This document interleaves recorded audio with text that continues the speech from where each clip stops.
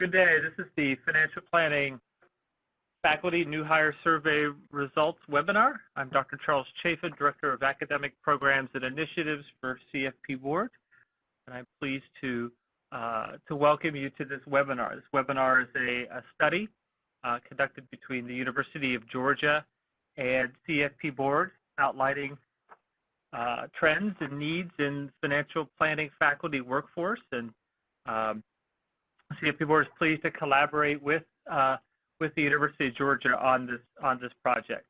Very excited to have my friend and colleague co-presenting with me, Dr. John Grable from the University of Georgia. He holds an Athletic Association endowed professorship at the University of Georgia. He served as the founding editor of the Journal of Personal Finance and the founding co-editor of the Journal of Financial Therapy. His research interests include financial risk tolerance assessment, financial planning, help-seeking behavior, and behavioral financial planning. He's the director of the Financial Planning Performance Laboratory at the University of Georgia. So, getting into the rationale for this study, the landscape of our CFP Board Registered Programs and financial planning within academia has evolved is probably an understatement. It's changed considerably over the past several years. We have new institutions that have come on board that have, in some cases, different missions than some of our existing partner institutions, whether it's focusing more on research, whether it's focusing more on teaching, whether some in some cases are faith-based. And within those different missions, obviously, become different requirements. The department obviously has evolved considerably too, where our programs are housed. Most notably, the presence of the business school within our baccalaureate programs, most notably, as a large majority of our programs are coming from the business schools. With that being said, a large majority of our larger programs and our graduate programs come from very different colleges across campus, whether it's consumer sciences, human ecology arm, or agricultural economics. So within all of those differences, there are obviously similar core characteristics when we talk about what teaching, research, and service look like for faculty positions, but it's changing dramatically, where as we're starting to see this difference of some of our degree programs and less of a focus on executive residence and more focus on tenure track positions. Our number of programs within our number of CFP Board registered programs has increased dramatically over the past several years, which has created a great demand for financial planning faculty entering the workforce. So, within those two elements there, you have not only do you have an evolution, a very quick evolution, but you also have a bit of a malleability here, and an opportunity to really step back and reshape what financial planning education, and in some cases, maybe even financial planning research, and what those elements are going to look like in the future with all of this very positive growth.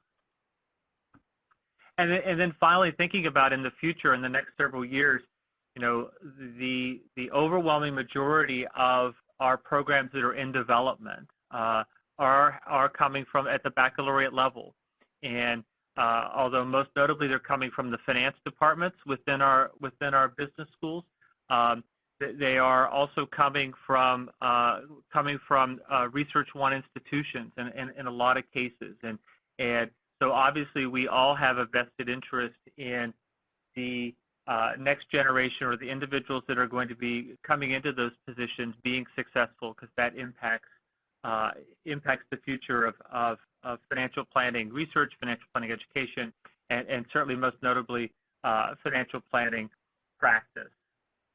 So I'd like to turn it over to Dr. Grable to talk about the survey and some of the results. Okay, thanks, Charles. Before we get into the actual methodology and talking about the results, I thought I would share just for a moment why I was interested in doing this. And the primary reason is that we have a Ph.D. program at the University of Georgia, and it's growing. And I wanted to make sure, and I'm relatively new to Georgia, so I'm trying to figure out all the procedures, what's happening, and sort of the culture here. But I'm also wanting to make sure that our students who are graduating are positioned in the marketplace to be competitive for an academic job. And when I started to think about it, I really didn't have enough data to indicate to the students what they should be doing, what they should be studying, what they should be focused on. So that's why I was interested in doing this particular study. So, a little bit about who we surveyed. I'm going to run through this relatively quickly so that we've got time at the end for questions and comments. Primarily, we created a survey and we sent it to the CFP program directors. That was the primary list. There were a few who responded who probably were not program directors per se. It took about 10 to 15 minutes, and I'm guessing there's probably people on today's webinar who actually completed that survey. So you get to see what others responded. The kinds of people who responded, pretty representative of those who are teaching and leading financial planning programs. So the majority had some sort of a split teaching, research, appointment. Some had 100% teaching. Nobody was 100% research. So pretty much who you would think would be responding. Now this was interesting to me that 75% of the respondents were from a business program or a program that had a business emphasis. The remainder were from family and consumer science, human ecology, applied econ, or an agricultural economics department. We were really wanting to know also which of the programs people were representing were accredited. So as you can see, about 50% were coming from an AACSB accredited program. About 19 or 20% were coming from an ACBSP accredited program. So when combined, 70% of the respondents were accredited business faculty or administrators. So that gives you a little bit of a context of who's responding and maybe what's driving some of their response. So just background, as you would expect, because of our sample, 98% already had an existing CFP program. There were a few who were saying, we don't have one, but we might want to start a program. 30%, when asked, are you going to possibly start a program, said yes, we're definitely thinking about it. And I think they were responding, trying to figure out, well, we're going to have to expand, we're going to have to hire people. What should that look like? This slide, I'm not going to spend a lot of time on it because it's a little bit confusing, but we asked people, tell us a little bit about your department. And as you can see, 70% of the departments who responded had at least one adjunct professor, but across the board, it would look like a typical academic department with assistant, associate, full professors, program administrators. So again, just more information about the program. Who was responding? Program directors, full professors, department chairs were the primary people responding. So this is the more fun part. This is the meat of the survey. So if I'm a grad student and I'm looking at this table, I would be wanting to make lots of notes right now, because if you come to a program like the University of Georgia and others in the audience, wherever you're at, you know that our primary push with our Ph.D. students is on the research, publication, and presentation and academic conference side. This slide is really interesting to me because we gave a list of proficiencies and then allowed respondents to add their own thoughts. So what is really important or very important if you're looking to hire somebody who has a new Ph.D. The number one in terms of the ranking was English speaking and writing skills. The second was teaching experience. The third was a willingness to collaborate or some evidence of collaboration. And obviously, if you taught, to have good course evaluations. So at some programs, students don't get as much teaching experience. That's probably a bad thing on their experience side. Research was definitely important among those who responded. However, that ability to make an interaction with students, particularly undergrad students, immediately when you're hired seemed to be, it came out not only with this question, but a series of questions. So that, to me, that was a real interesting element that's helped shape what we're doing in our own department. We still are obviously emphasizing research, but we are really systematically and explicitly trying to get students more teaching experience and more opportunities to be evaluated by undergraduates. So this is coming back more on the research side. We do expect our new hires typically to have published something. So we asked about how many publications, well, we'll get to that before that. But in terms of publications, are you looking for a lot of publications, or are you looking for that one super publication in the Journal of Finance?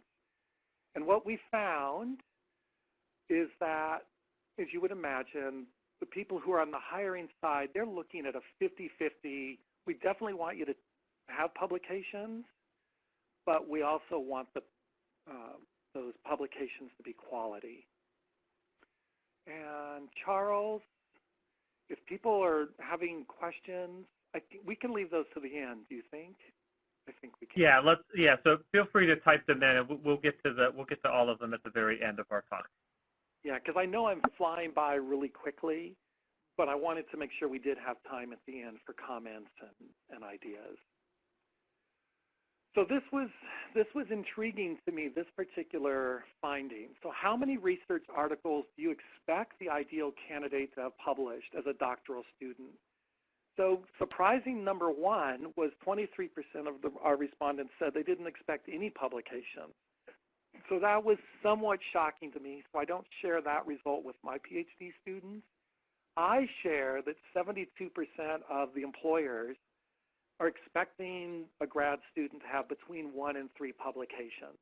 I want to know what institution expects 10 research articles, but there were 1 or 2 that said that. Probably not a good place for tenure.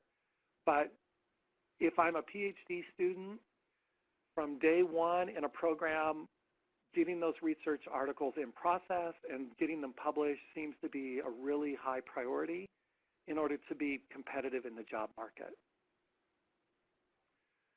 So then following that up, where are our colleagues around the country expecting our grad students to be publishing? So this was a surprising slide to me. I had expected Journal of Finance, Journal of Economic Finance, or whatever specialized journal might be out there, but the number one response was the Journal of Financial Planning, followed by the Journal of Personal Finance, Financial Counseling and Planning, and Financial Services Review. Those are the big journals. Those are sort of what we would call the core journals of financial planning. I would also include financial service professionals in there. More the consumer side or the human ecology, they tended to probably like consumer affairs. And then we had other journals listed as well. But this sent a good signal to me that our colleagues around the country are accepting and encouraging publications in the core financial planning journals. So this goes back to my core question is, are we preparing our PhD students appropriately to be competitive in the market? And not only competitive, but to be able to walk in on day one and provide really good education at the undergraduate level. So what is the number one, and these are ranked, so this is not a Likert score, this is a ranking. finance and investment courses have to dominate the plan of study. That's what the hiring folks seem to be looking for among the new PhDs. I was really encouraged to see the other elements of financial planning, retirement, tax, estate, risk, also being highly ranked. What was interesting from my perspective, where we Georgia, focus really heavily on counseling and practice management, and we're still going to have our students do those were not as highly ranked as being the most important things or courses a student could have on their transcript.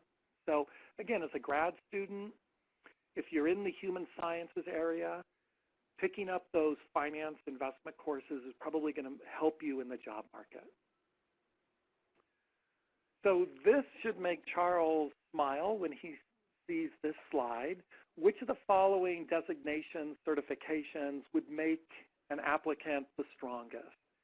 And not surprising, given our sample, CFP mark was the #1 rated or ranked item, followed by the CFA and CPA.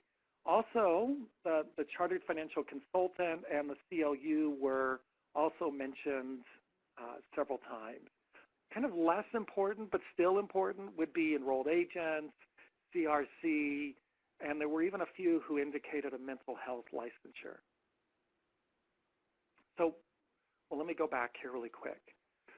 We use this slide, or the results from this slide, to change our curriculum.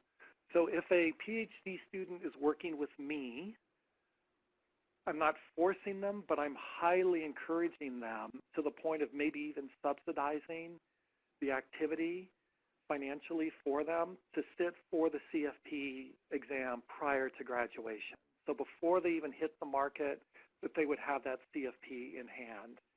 So in order to help them become more competitive.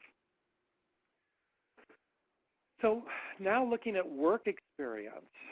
So this is a debate, every CFP conference you would go to, you get this debate. Is somebody with experience, is that going to help them? Is it going to hinder them? What's our experience rating? So here, how important was it, or is it, that a practitioner or a candidate have practitioner experience? And as you would imagine, it was somewhat important or very important for 50 to 60% of respondents. So this is encouraging to me. I'm making a tangent here, but this is encouraging in one way. It's saying go out, and if you're a grad student, get an internship, work in an on-campus clinic, do VITA tax returns, whatever it is, get that experience. The downside to me when I look at this is that as a new PhD entering the job market, you have to have a very diverse portfolio. You've got to have teaching experience, you've got to be a good researcher, and you've got to have some practical experience that you can take to the classroom on day one. So you've got to have a full portfolio to be competitive. It's possible, but you've got to work every day while you're in graduate school to make that happen. So if programs that did say, yes, we really do like experience, what would be the ideal? 63% said between 4 and 6 years. And again, what's hidden in here is that there are so many programs that are now looking for what we at the University of Georgia would call a clinical faculty position. So these might be non-tenured positions, but they're not adjunct. They're full-time clinical, in which case, absolutely, we want that practitioner or professional work experience. So this question, as you read it, might look a little confusing, but how important is it for a candidate to have a graduate degree other than the doctoral degree they're currently working on? And this was sort of mixed. It was neither unimportant or important that was the #1 category here. And really this was driven by my interest in, we have and at Kansas State this would definitely be the case. We've got students who are coming maybe with a marriage and family therapy background or a psychology background. Are they going to be more or less of an advantage in the marketplace than somebody who has an MBA or a master's in financial planning or finance? And so what I took away from this is there are some programs you better have the right credentials in terms of the similar matching master's and Ph.D., but across the board it probably is not as important. So this is an interesting one. Like many people in the audience today, school is back in session. So at Georgia, we are into our second week of classes. And based on this slide alone, in my second week, I'm already telling the new PhD students, you're going to conferences, because our colleagues around the country are saying that attending academic conferences is very important. Somewhat or very important, it's the primary response. So if you're a grad student, first year, second year, you've not been to an academic conference, this is the year to change it. In order to be competitive, you've got to be going. And when you're going, you need to be presenting something. It could be a poster. It could be a research presentation. Don't just go be a member in the audience. Go to a conference and participate. So 80% said presentation was important. So where should you be going, and where do we expect our grad students to be going in terms of an academic conference? So I'm telling you that I was surprised at this list in the way it was ranked in importance. FPA was ranked as the most important. Now, FPA over the past 3 years has been doing fabulous work in trying to integrate the academic community back into the FPA population. And so at the national conference, they're going to have this year 2 one-hour sessions of only academic presentations, and they've done that the past few years, and apparently it's making an impact. So a lot of our colleagues are saying, do that at FPA. The CFP Board Registered Program Conference also was highly listed, Financial Management Association, and the Academy of Financial Services, followed by NAPFA, American Council on Consumer Interest, that's what ACCI stands for, and AFCPE, for those who are not familiar, is the Association for Financial Counseling and Planning Education. Then there was a list of others, and we just asked people, well, where else would you send them? And the list was basically a page long, everything from the Western Finance Association to regional conferences to the Financial Therapy Association. The takeaway for me was, if you're a grad student, get engaged, participate, find 1 or 2 academic homes where you can go and present. So on the flip side, should our students be going to non-academic conferences in terms of building a portfolio for their job search? There were some programs or some respondents who said it's very important to be attending FPA or NAPFA or one of the other professional groups. But in general, for the academic market, attending a non-academic conference was basically either not important or unimportant or somewhat unimportant. You could go, but nobody on the hiring committee is going to be jazzed about it. If you don't go, they're not going to be hurt that you didn't go. Okay, so if you're going to a non-academic conference, should you be presenting? Again, the results were very similar. It was almost ambivalent to whether a new hire should go or not go, or somebody who's in the job market. My personal thought is, if you're going to go and spend the money, try to present something. Okay, so now this, coming back to the business program, and let me preface this a little bit. The majority of the PhD granting programs in financial planning are not in AACSB programs. So this means that there are people who are graduating with a degree in financial planning who are entering the job market. And remember back at the beginning of this, when we started talking, 70% of the respondents were coming from an accredited program. So you've got people who are coming with their Ph.D. but not from an accredited program, interviewing at an accredited program. Is that a problem? Is it okay? What's the deal? So it is a problem for about 23 to 25% of the programs. They are not going to hire somebody with a human science background. That's my takeaway from this. The positive side is the other AACSB programs, they didn't seem to be as concerned about your pedigree of your PhD. They wanted you to have a PhD in financial planning. They wanted you to have the coursework and that portfolio of experiences that made you a good fit for their program. So that's encouraging in terms of students who are coming from a human science perspective. So now kind of circling back before we transition back to Charles, asking individuals to rank some items that they feel are most important for a new hire candidate.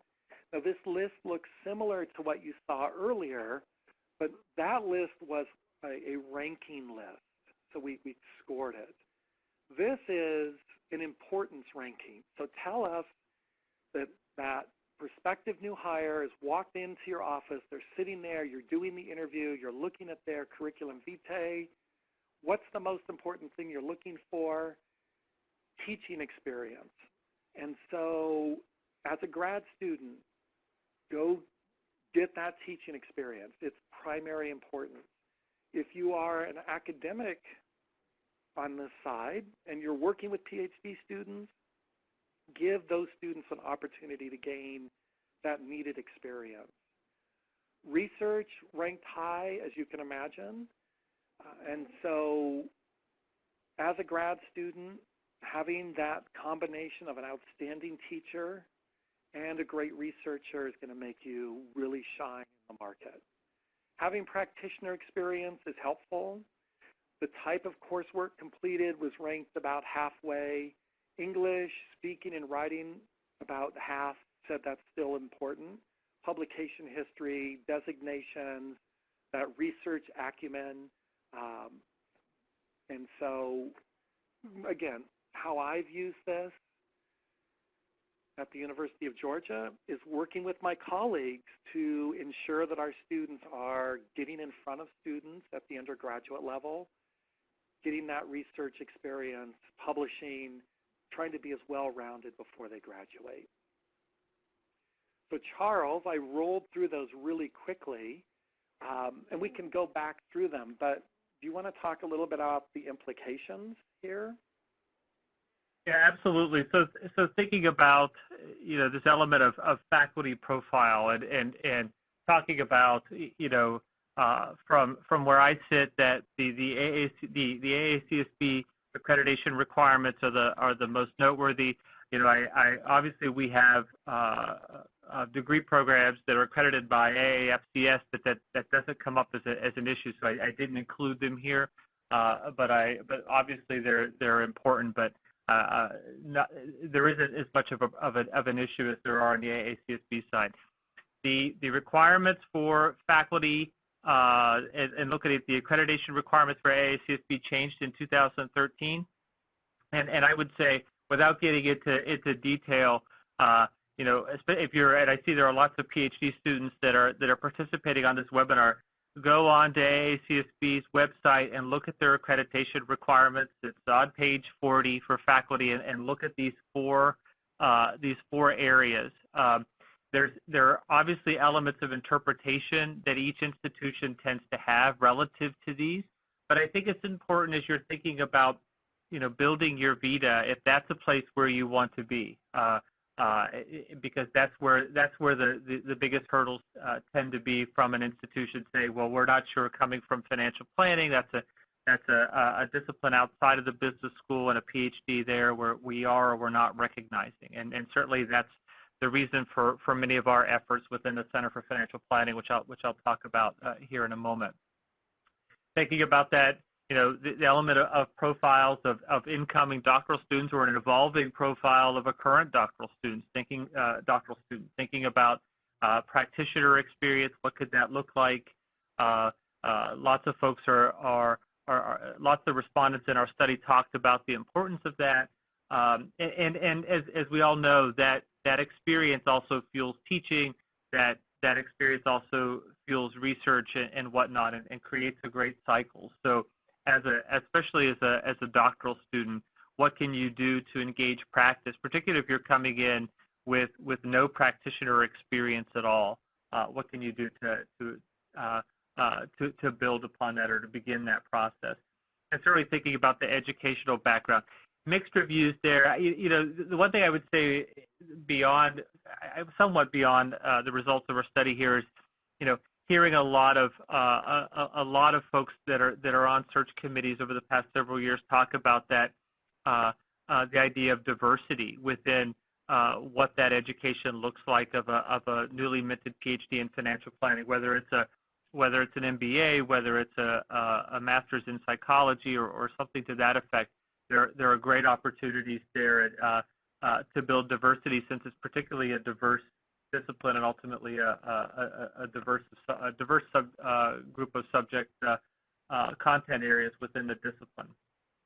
So, the idea of versatility of incoming faculty to teach across the school or college, not only relative to financial planning, which is certainly important. So, talking with the doctoral students and being with the doctoral students at Kansas State a couple of weeks ago, we talked about this idea of, you may have a teaching assistantship in one area of financial planning, but not many of the others. And what can you do to better prepare yourself to teach across the financial planning areas, whether it's being able to at least develop a syllabus or to be able to talk, to speak very well informed to your search committee about it. If you're teaching an insurance class, or if you're teaching an estate planning class, maybe.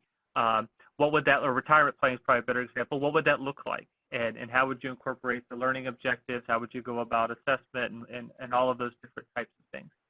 The other element to that, to versatility, I think, is that, it was particularly within the business schools, I've talked to several deans, and they've talked about the idea that, having somebody coming in to run a financial planning program, that they may need to also teach a class in investments or teach something else from across the school or college. And so that element of versatility, even beyond financial planning, seems to come about. And I want to credit all of our doctoral programs for being very, very sensitive to how this landscape is changing. And in some cases, doctoral programs have incorporated a large number of credit requirements from a business school, for example, to help with that element of versatility, being able to teach across the school or college. So it's certainly very, very important. CFP certification, is important because, quite frankly, thinking about that element, whether it's in a human ecology or family and consumer science college or a business school, it's being more and more recognized and certainly important. Obviously, notwithstanding the idea of being part of a CFP Board Registered Program and having a CFP is really, really critical, but also looking at those accreditation requirements for AACSB in 2013, there's more of a recognition on CFP certification and all certifications related to the content areas that the incoming faculty member is going to be teaching. So it's certainly a critical point to stress to doctoral students on their journey to enter the workforce.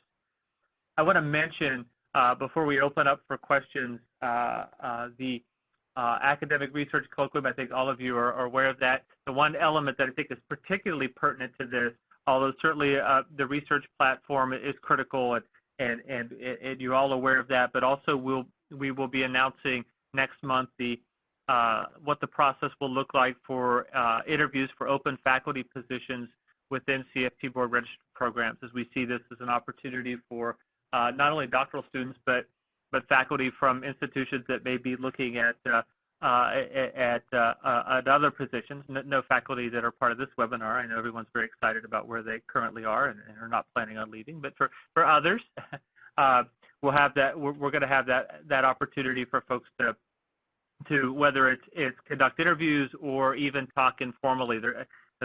I certainly know that there are institutions that maybe considering having a position or whatnot, and just kind of want to get a lay of the land and meet some folks. So we'll be announcing that opportunity next month. And certainly, based upon the results of our study here, you want to encourage doctoral students to submit poster abstracts. Our deadline's the 31st, so certainly be involved in that. Or if they want to submit a paper. And there's the calendar for the Colloquium, the 7th through the 9th of February, and the Registered Program Conference is the 9th and the 10th of February in the very same place.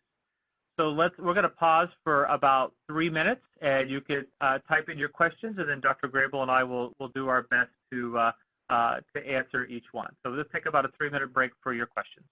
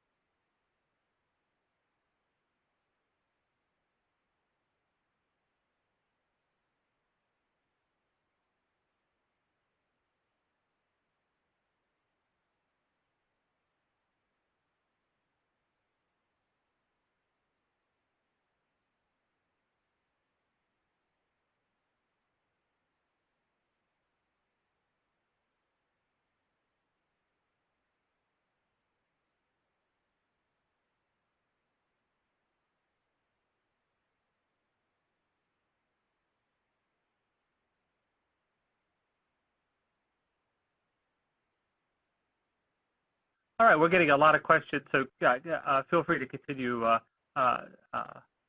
adding them as we begin to go through them. Dr. Grable, I'm just going to throw a couple out here and answer, and then we'll between the two of us, hopefully we could give a relatively intelligent answer to each question. Well, my favorite one here, of course, is thanks for doing the research. It's very helpful from Dr. Hampton, but that's the best one. In fact, maybe we should stop there while we're ahead. Call it a day. I'll call it a day. Next question: do you see the direction of CFP Board has gone in giving scholarships to finance faculty to take the CFP exam, changing the demand? So, we gave a scholarship to all faculty. I want to be very clear. It wasn't just finance faculty a couple of years ago, and that's something that we're certainly thinking about down the road. Does it change the demand? I don't think it's changing the demand. I think that we've worked really hard to engage the institutions that have come forward and expressed interest to try to get them in developing a program, and I think we've been successful. Our degree programs are up over 60% in 6 years, and they need faculty to come lead them. But we are, and I always mention this in every talk, but I haven't mentioned it in this one. We're agnostic when it comes to where our programs are housed. The biggest conversation that I tend to be a part of when it comes to across colleges within an institution is access and making sure that students across colleges have access. But we want to have programs in strong places with faculty appointments that are sustainable, right? And I think that's an element, John, that we kind of touched upon a little bit, but this element of sustainability of program leadership is really, really critical. And whether you're in a business school and you have an executive in residence position, or if you're in consumer sciences or human ecology that tend to have clinical positions. They tend to be the same things. Those, those can in many cases come and go, and so we're thinking about studies like this and of having faculty positions within financial planning that are lines that are going to be around long term, right? I mean, John, aren't you thinking about that too as first types of positions? Yeah, absolutely. Even at a place like the University of Georgia, that's the case. So what's your next question? There's a lot here.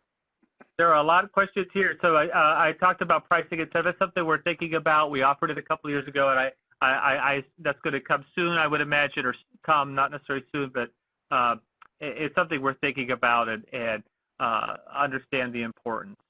The next question, do you have any sense for how the program directors are rating or thinking about the quality of research? So there are a couple of questions here that talk about research quality or quality of journals, and that's that gets into a little bit of a touchy subject for a lot of folks. I'll start with the quality of journals, and then John, quality of research, you could have that one. That one sounds fun. But the quality of journal, it's important, I think, that in financial planning there are recognized journals at each and every institution and each and every department that there's that houses a CFP Board Registered Program or plans to house one. And obviously we are developing a journal with that in mind, and we look at our colleagues at AFS with FSR or ACCI, the Journal of Consumer Affairs, or Financial Therapy Association. All of them are important, and I think we all have that same objective in making sure that it's helping build this discipline and building this presence of financial planning research within all of the places that there are, and having one is not enough. John, quality of research, do you want that? Well, okay, so there's the faculty side, right? And it's like pornography. I know it when I see it. And then there's the student side. And my answer, if I'm going to assume that this was maybe a question by a Ph.D. student, the key element here is to do research. Let the peer review process determine the quality. So definitely be publishing in peer-reviewed journals. Look at that list of where our colleagues are expecting you to publish and start there. And as you progress in your career, you might shoot for the Journal of Finance, but that doesn't necessarily need to be your first spot as a PhD student. So keep working on the quality and don't get hampered down by that. I think it's more important that you're participating in the profession, you're getting involved in those associations, and you're being an active member of the field. Yeah, and it's it also, doesn't it also tie into the the research questions that you're developing, which we kind of talked about that. It's certainly part of the study that element of having practitioner experience that influences your research questions, and having an ongoing list of research questions, and then building a supply of tools to help answer those questions is really, really critical. And one of the things that seems to be apparent in some areas is that there's this desire to build research questions based upon the tool first, and that in some cases hampers, I think, financial planning research, as opposed to develop your question, develop your research wonderment, and then make sure as a doctoral student that you're equipped to answer those questions from a methodology, from a data analysis perspective, whatnot. Yeah. Let me add to that a little bit, Charles. And again, for grad students, you've got to take the time to know about the departments you're going to be interviewing with, the people who are working in those departments. So if I was at the University of Georgia, I was going to apply here, I think looking at what people in my department are doing, you could come with a qualitative research background and be accepted. There would be other departments on campus that are not financial planning in this case, but if you walked in doing qualitative, they might not even interview you. So you've got to kind of match your expertise, your research strengths to the departments, the colleges where you're going to be interviewing. So what one institution is going to call, wow, that's really high quality, another could look at the exact same study, probably more on the qualitative side, and discount it. So I think being confident in your own abilities, your skills, and finding the right match when you're in the job market is important. Absolutely. So the next question, with the growth of new programs, are new grads being asked to take the lead in program development?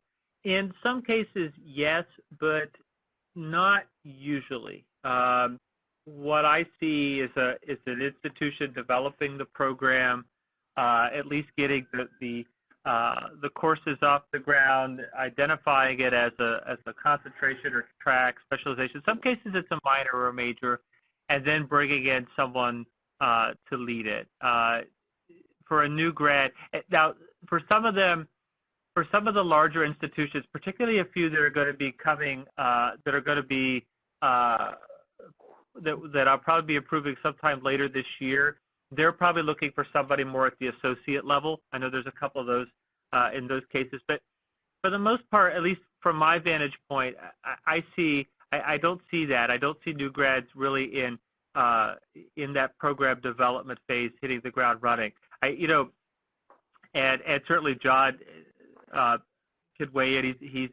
He's advising doctoral students all the time, but it seems to me that for all the Ph.D. students that are out there thinking about those conversations with the search committee and with the faculty and administration, whoever's part of that interview process, what are the teaching and the research responsibilities look like, and what does that program development or program leadership piece look like? One of the things that we don't accredit programs. CFP Board doesn't. Someday we will. I think we'll get to that point. And one of the reasons why I think that element of accreditation is important. Now, let me just preface by saying I'm not saying we're doing it tomorrow. It's sometime down the road. But we have no current plans to do so. But someday I think it'll happen. And one of the things that I think is so critical about that element of accreditation is having faculty to have release time to lead these programs. And many of you I see who are participating in this webinar or will be listening to a recording of this webinar are leading the program in addition to teaching, research, service requirements, whatever else that you might have. And so, thinking about that from if you're a doctoral student, being very thoughtful and asking questions during the interview process is critical so that you set yourself up for success, that you're not 3 or 5 or 6 years down the road and you've done all this program leadership stuff, which is really important to CFP Board, of course, but it's hurt your research vita and it's cost you. And so I use that as just unsolicited advice and being thoughtful about what are the requirements here and how can I make sure that you're going to be successful when you get to that halfway review. John, do you want to weigh in on that? I'm not, do I want to? No. Yes, I'll weigh in on this one a little bit. I think that if you are working on your PhD, it's reasonable to assume that the university or the college that's hiring you is expecting you on day one to come in and be a leader, particularly among the undergrad population. So is that program leadership? I guess it is. It would, at least what I have seen in the job market the past 3 years, I have not seen a single job that was 80% research and a 20% teach, and get your grants. It's been much more, you've got to be that dynamic student leader who also is very good at research. So having the combination of both is going to lead you down, I think, probably the best path.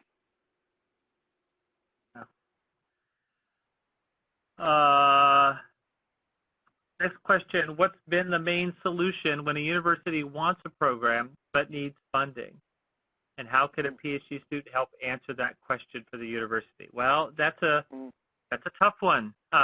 You know, it is from my perspective. We've got I've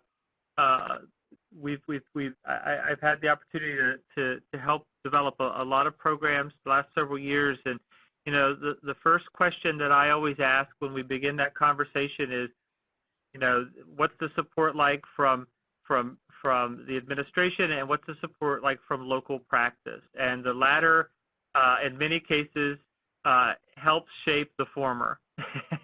And so, if you're having that conversation about, you know, what are the placement opportunities for graduates? What are the opportunities to fund the program? What do internships look like? All those different types of things that will really help.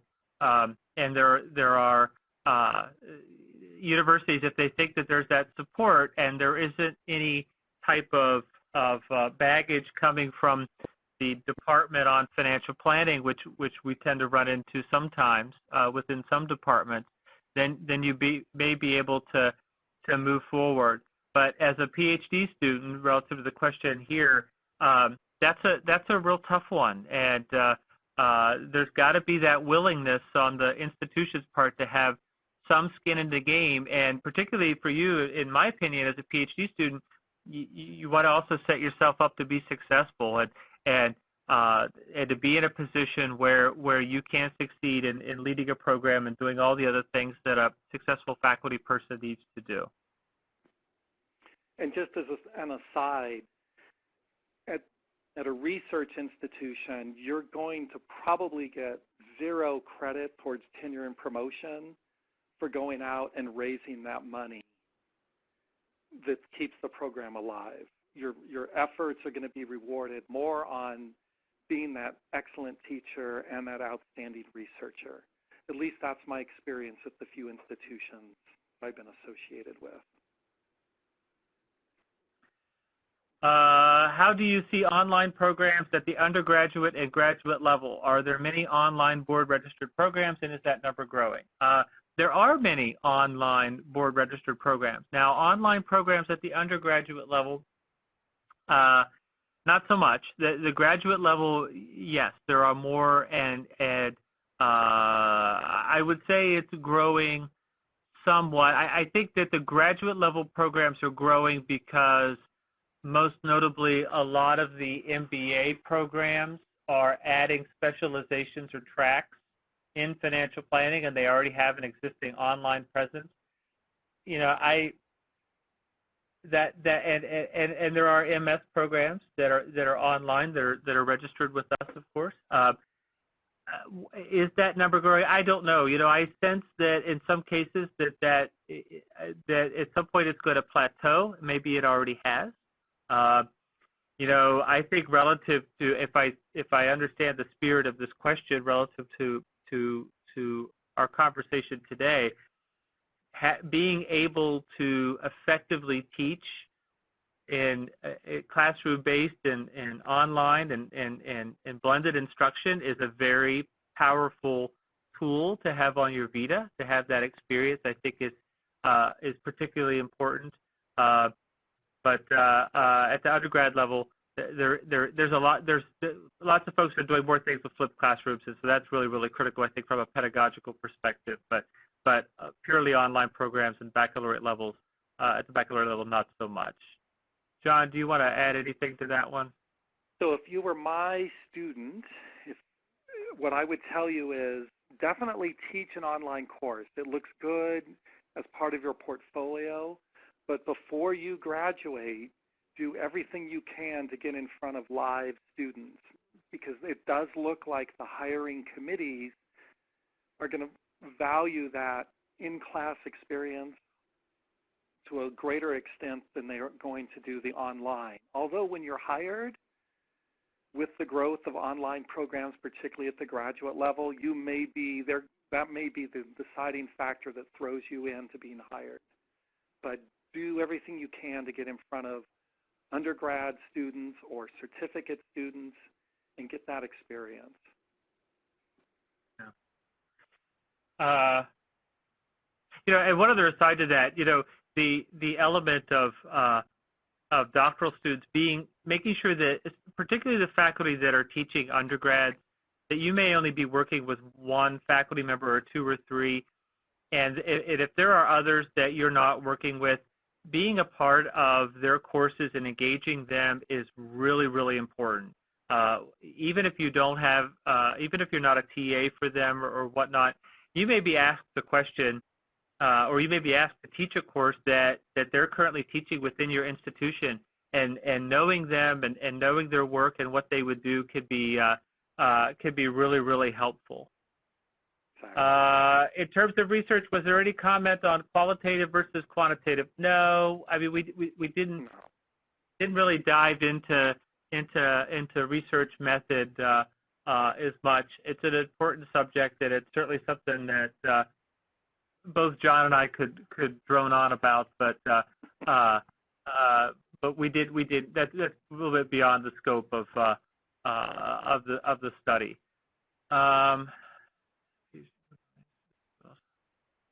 Well, I would say that if you this question here, if a candidate has a Ph.D. from a non-AACSB school and an MBA from an AACSB school, I think that's pretty powerful, and the research here suggests that, and my experience in talking with administrators also suggests that. I think that's a powerful combination if you're looking to. I think regardless of where you're going to be, particularly within a business school. Right, and I do think that there's a swing element to that. Is that within your plan of study at the doctoral level, making sure that you still go back and supplement with portfolio management classes, investment courses, so that the hiring committee feels really comfortable that if you needed to teach corporate finance, they can hand that course off to you, or an intro investing course that's outside of the CFP curriculum. So that combination is good, but then adding to that's going to make you even stronger. Yeah. I think we've. So I guess this last question here, I think. We're at the top of the hour. How might you identify on a VITA the willingness to collaborate? Would this be through letters of recommendation with project members? Well, lots of people talk about collaboration. But, it's well, to me anyway, it seems that, collaborating on projects or papers can be helpful. However, then you get into the element of credit for co-authored papers. So, I know that was part of the study. That element of collaboration is something that, well, I was quite surprised that it ranked so highly, since so many people in academia don't collaborate, right? But I don't really have a whole lot to say to that outside of thinking about co-authored papers, which is not always even a great thing in and of itself. John, what do you think? Well, I think as a grad student, sometimes there is a tendency to work with your major professor and you publish a number of articles. But even putting together a group of grad students and you do some posters together or some presentations, or you organize something, you do a Friday afternoon camp for the middle school, a financial camp, and you organize that and you get others involved. To me, I think that's showing that you're collaborative, you're willing to join a team, you're willing to lead a team. You're not just going to sit in your office and close your door 10 hours a day and never see anybody. So I think they're just looking for evidence that you are willing to jump in and get involved. Well, thank you very much, everyone, for participating in our webinar today, and a copy of the webinar will be posted on our site. We'll make an announcement about where it is and when it's posted sometime, probably within the next week or 10 days, and you'll be able to watch and share this recording. So thank you, and thank you to my co-presenter, co-author, Dr. Grable from the University of Georgia. Thank you all. Thank you. Have a great day. Bye-bye.